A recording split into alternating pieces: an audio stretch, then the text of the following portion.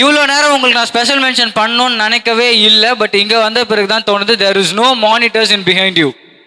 இங்கே சவுண்டே கேட்காம நீங்கள் கெஸ்ட் பண்ணி வாசிச்சிங்கன்னும் போது தட் ரொம்ப பெரிய விஷயம்.